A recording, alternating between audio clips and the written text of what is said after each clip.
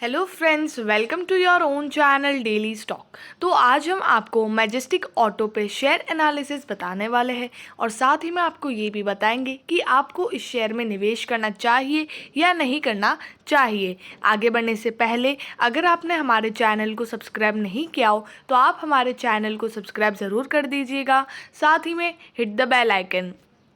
तो इस वीडियो में हम आपको कंपनी क्या काम करती है, उसके कॉम्पिटिटर्स कौन कौन है, शेयर प्राइस चार्ट बताएंगे, उसके बाद शेयर होल्डिंग पैटर्न बताएंगे कि प्रमोटर के पास, फॉरेन इन्वेस्टर्स किसके पास कितना स्टेक है, और क्वार्टरली रिजल्ट का एनालिसिस करेंगे जहां पर हम ईयरली बेसिस पे भी और क्वार्टरली बेसिस पे एनालिसिस करेंगे और आगे क्या होने वाला है उस पर भी डिस्कस करेंगे। सो मैजेस्टिक ऑटो लिमिटेड एंगेज्ड है, वो फैसिलिटी मैनेजमेंट और रेंटल सर्विसेज प्रोवाइड करती है। मतलब जैसे कि फैसिलिटी मैनेजमेंट मतलब कि स्पेस और इंफ्रास्ट्रक्चर, ये दो चीज़ में ये काम करती है, जहाँ पे ये लीज पे देती है और उसके बाद इंफ्रास्ट्रक्चर पे भी काम करती है।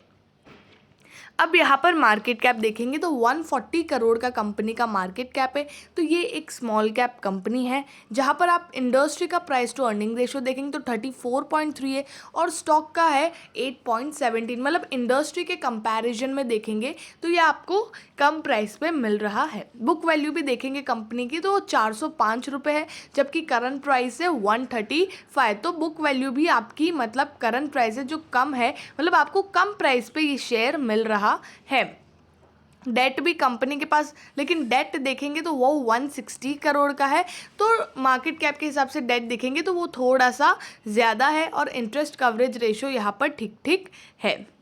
आरओसी और आरओई भी यहाँ पर इतने ज़्यादा अच्छे नहीं है। मतलब रिटर्न्स कंपनी के यहाँ पर ठीक ठीक है, 8.03% कैपिटल पे इतना रिटर्न दे रहे हैं और इक्विटी पे वो 5.53% दे रहे हैं। प्लेज परसेंटेज यहाँ पर 0 है, मतलब प्रमोटर्स ने एक भी अपने शेयर को प्लेज पे नहीं रखा है।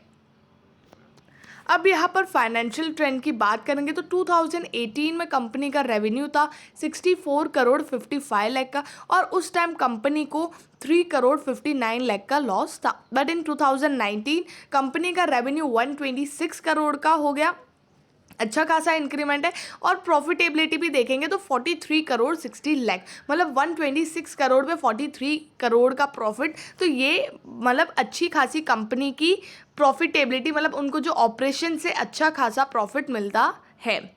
2020 में देखेंगे तो 79 करोड़ का कंपनी का प्रॉफिट है और रेवेन्यू है, इतना सेल्स किया है, लेकिन उस पर 16 करोड़ का लॉस है। तो ये लॉस क्यों है वो भी मैं आपको क्वार्टरली रिजल्ट में बताऊंगी। 2021 पे जाएंगे तो 69 करोड़ 97 लाख का कंपनी का रेवेन्यू और उस पर 19 करोड़ 93 लाख का प्रॉफिट है। तो कंपनी हाल फिलहाल 2020-21 में कंपनी का रेवेन्यू गिरा है, लेकिन देखेंगे ओवरऑल रेवेन्यू के कंपैरिजन में प्रॉफिटेबिलिटी कंपनी की अच्छी खासी है। और 2020 में क्यों गिरा है कंपनी का प्रॉफिट, तो यहाँ पर देखेंगे मार्च 2020 में अगर आप देखेंगे तो टैक्स परसेंटेज देखिए तो वो 473.27% का है। बाकी रेस्ट ऑफ द क्वार्टर में अगर आप देखेंगे तो 12, 15, 13% का कंपनी का टैक्स परसेंटेज है। तो इस टाइम कंपनी ने क्या किया है, यहाँ पर जो डेफर्ड टैक्स है वो पे किया है, मतलब जो फ्यूचर में पे करने वाली है उसका सारा मिला के कंपनी ने इस क्वार्टर में पे कर लिया है। उस वजह से यहाँ पर जो कंपनी है वो -27 करोड़ के लॉस में आ गई। अगर ऐसा नहीं किया होता तो ओवरऑल कंपनी प्रॉफिट में होती, क्योंकि कंपनी का आप ऑपरेटिंग प्रॉफिट देख लीजिए, ऑपरेटिंग प्रॉफिट मार्जिन देख लीजिए 60%, 59%, 70%। तो अच्छा खासा कंपनी का ऑपरेटिंग प्रॉफिट मार्जिन है, तो ओवरऑल कंपनी अच्छी खासी प्रॉफिटेबिलिटी में होती। अब यहाँ पर अगर हम देखेंगे रेवेन्यू के नंबर्स तो वो 2020 आपको पता है कि कैसे इश्यूज थे, कोरोना का पैंडमिक इश्यूज था, तो थोड़ा सा रेवेन्यू में डिक्रीमेंट आया है और अभी भी उतना ही रेवेन्यू चल रहा है, लेकिन उस पर जो ऑपरेटिंग प्रॉफिट है वो कंपनी की अच्छी खासी है। अब यहाँ पर बात करेंगे शेयर होल्डिंग पैटर्न की, तो प्रमोटर के पास है 75% का स्टेक और दिसंबर 2021 में भी 75% का स्टेक है। तो प्रमोटर्स काफ़ी अच्छे खासे हैं अपनी खुद की कंपनी के अंदर, लाइक इतना अच्छा खासा स्टेक उनके पास है। फॉरेन इन्वेस्टर्स का भी 0.02% है और अभी भी 0.02% है। डोमेस्टिक इन्वेस्टर्स 0.03%, दिसंबर 2021 में भी 0.03%, और रेस्ट ऑफ द स्टेक यहाँ पर पब्लिक के पास है 24.95%, और दिसंबर 2020 अभी जो लेटेस्ट क्वार्टर है उसमें भी पब्लिक के पास इतना ही स्टेक है। तो ओवरऑल देखेंगे तो कंपनी की शेयर होल्डिंग पैटर्न काफ़ी बढ़िया है।